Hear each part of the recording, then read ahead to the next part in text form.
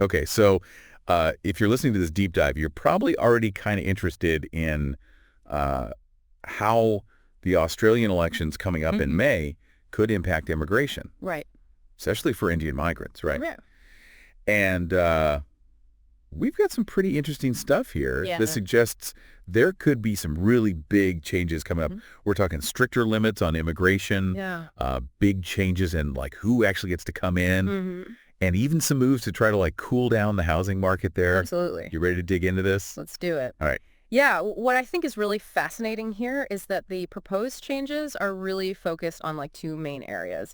The number of permanent migrants that are allowed into the country, Right. and then also the impact of international students, Oh, interesting. especially in the bigger cities. Okay. So it's all about this like balance of managing growth and making sure there's enough resources to go around. Yeah, you know what? That's Something that you see. That's a global conversation right now. Totally a global conversation. Yeah, There's totally. countries everywhere are dealing with this. Yeah. Yeah. So let's bring it back to Australia, though. Okay. The coalition, if they win the election in May, they are proposing some really significant changes to the Yeah. whole system. Yeah. Big changes. Like to start to talk about like a pretty big cut to permanent migration. Yeah. Like we're talking a 25% reduction, Wow. bringing it down from 185,000 to 140,000 Okay. people per year for the first 2 years. So for 2 years, it would be 140,000. Yeah. And then gradually they said they'd bring it back up to 160,000 by Okay. year 4. So that's a pretty, It's a big, it's a big reduction. yeah. And to understand why they want to do this, we need to kind of look at the reasoning behind it. Okay. What they're saying is that all this rapid immigration is putting a lot of pressure on housing, Oh, yeah. infrastructure, essential services. Yeah. They're saying it's straining the system. So basically it's too many people, Yeah, not enough resources. exactly. Okay. Yeah. And they're not being shy about it either. They're not mincing words. Yeah. Like Peter Dutton, Right. the leader of the coalition, has straight up accused the current government of opening the migration floodgates. Oh, wow. Yeah. And he's even citing these statistics. Like 1 million migrants arrived in the past 2 years. Okay.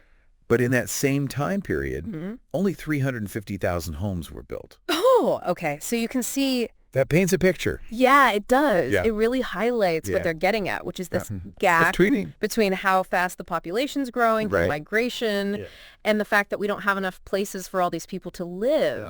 So they want to free up housing. Okay. And they're saying they can do that by putting a 2-year ban on foreign investors and temporary residents buying existing homes. Okay, so foreigners can't buy homes Right. in Australia For 2 years. for 2 years. Yep. Okay, so that's the what. Yeah. But like, what does this actually mean Right. for someone who wants to move to Australia? Yeah.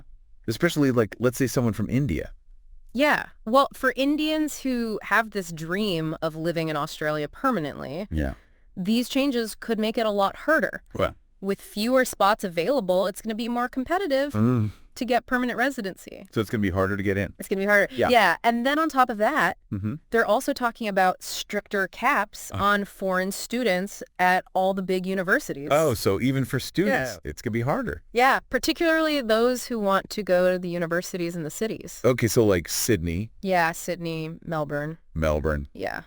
it's going to be harder to get in. It's going to be harder to get in. Okay, so it sounds like Australia might just be less attractive to Indian professionals and students. It's a real possibility. Yeah. And, it raises some other questions, too. Right. Like, what's this going to do to the Australian economy? Oh, right. Australia needs skilled workers.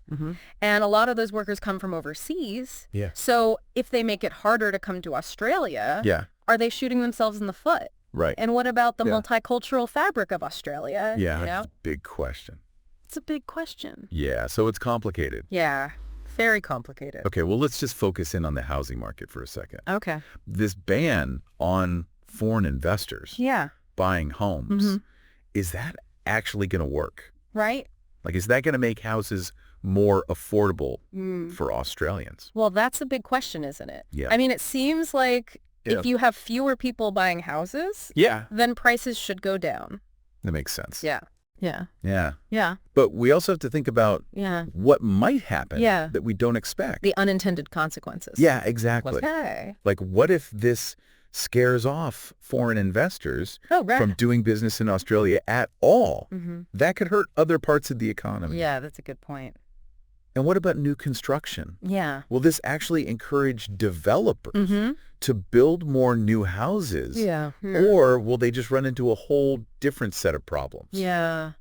It's really hard to say. So many moving pieces. Yeah, lots of moving pieces. Yeah. Okay. Yeah. So it sounds like there's a lot more to this than we might think at first. Yeah. This potential shift in immigration policy is something we should all be paying attention to. Totally. I mean, the stakes are high, not just for the people who want to move to Australia, Right. but for the future of the whole country. Yeah, for the whole country. You know, this whole thing just highlights this really big question that countries all over the world are dealing with right now. Yeah. How do you balance economic growth with, making sure everyone has a good quality of life? Yeah. What's the right number of immigrants Yeah, what is the right number? to let in? Yeah. And how do you make sure that it's good for everyone? Right. How do you make sure everyone benefits? Exactly. Yeah, that's a good question. And it's something for all of us to think about, especially, as we all watch this play out. Okay, yeah, definitely something to think about. Yeah. Thanks. Absolutely. Yeah.